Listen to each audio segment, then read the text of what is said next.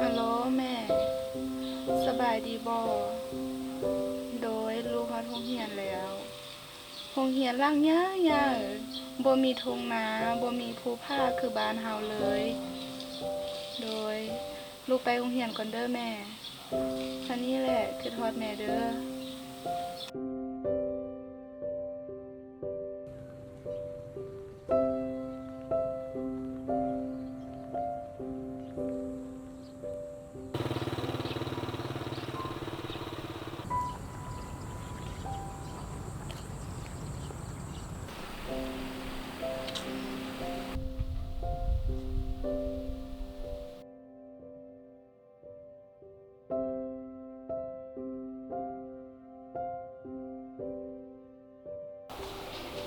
อ